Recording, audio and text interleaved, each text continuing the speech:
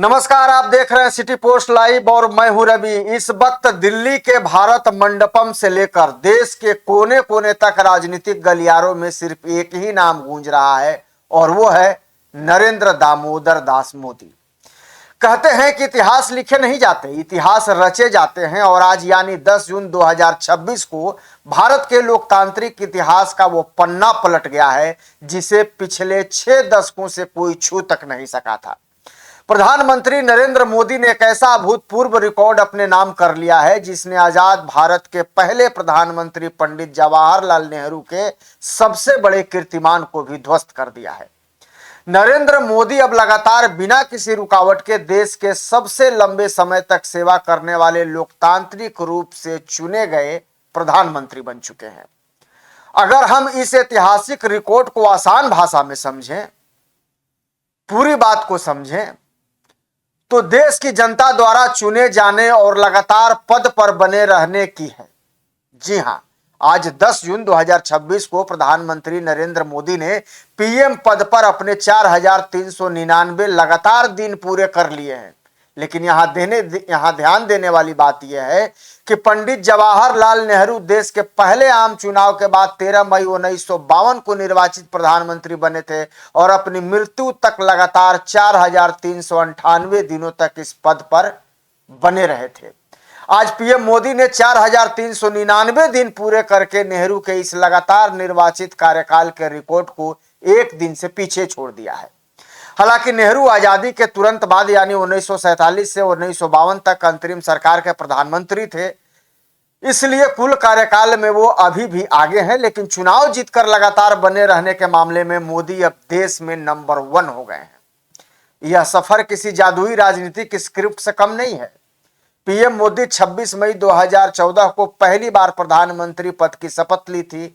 इसके बाद 2019 में वो और बड़े बहुमत के साथ आए और जून 2024 में उन्होंने लगातार तीसरी बार शपथ लेकर नेहरू के 3 बार पीएम बनने के रिकॉर्ड की बराबरी की थी। इस सफर के दौरान उन्होंने पिछले साल यानी 25 जुलाई 2025 को भारत की पहली महिला प्रधानमंत्री इंदिरा गांधी के सबसे लंबे अटूट कार्यकाल यानी कि 4077 दिन के रिकॉर्ड को तोड़ा था और आज उन्होंने नेहरू के रिकॉर्ड को भी पार कर लिया है।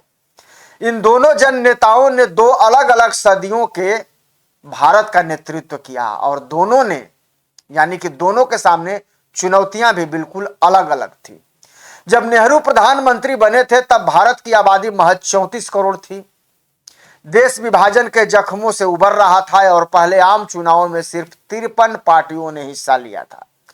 लेकिन आज जब पीएम मोदी इस रिकॉर्ड को बता रहे हैं या बना रहे हैं तो भारत 146 करोड़ से ज्यादा आबादी के साथ दुनिया का सबसे बड़ा लोकतंत्र है, जहां 2024 के चुनावों में 744 से अधिक पार्टियों ने हिस्सा लिया था।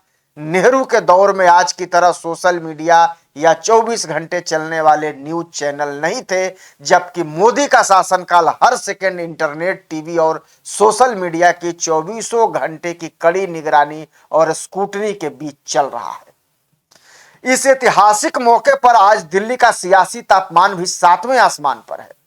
नई दिल्ली के भारत मंडपम में राष्ट्रीय जनतांत्रिक गठबंधन यानी एनडीए की एक महाबैठक बुलाई गई है जिसकी अध्यक्षता खुद पीएम नरेंद्र मोदी कर रहे हैं और केंद्रीय कैबिनेट ने उन्हें स्टैंडिंग ओवेशन दिया है। सिर्फ देश ही नहीं बल्कि श्रीलंका, पापुआ न्यू गिनी और त्रिनिदाद और टोबैगो जैसे देश के वैश्विक नेताओं ने भी मोदी को ग्लोबल साउथ की मजबूत आवाज और आर्थिक परिवर्तन का रोल मॉडल बताते हुए बधाई संदेश भेजे हैं। जी हां, एनडीए सरकार के केंद्र में 12 साल पूरे होने और इस रिकॉर्ड के बनने के बाद चुनौतियां और लक्ष्य अब और बड़े हो चुके हैं। सरकार का पूरा फोकस अब विकसित भारत 2047 के रोड मैप पर है। भारत को दुनिया की तीसरी सबसे बड़ी अर्थव्यवस्था बनाना, जर्मनी और जापान को पीछे छोड़ना, सेमीकंडक्टर और ग्रीन हाइड्रोजन के क्षेत्र में ग्लोबल लीडर बनना और संयुक्त राष्ट्र सुरक्षा परिषद में भारत के लिए अस्थायी सीट हासिल करना अब मोदी सरकार के इस कार्यकाल का मुख्य मिशन है। 6 दशक से भी ज्यादा समय तक नेहरू जी का यह रिकॉर्ड अजेय रहा था लेकिन आज नरेंद्र मोदी ने इसे पार करके भारतीय राजनीति में एक नए युग की शुरुआत कर दी है।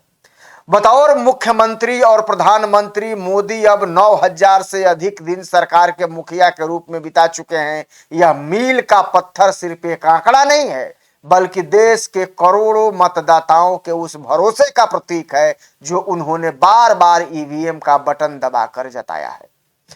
राजनीति में आरोप प्रत्यारोप चलते रहते हैं, लेकिन इतिहास के पन्नों पर आज का दिन स्वर्ण अक्षरों में दर्ज हो चुका है।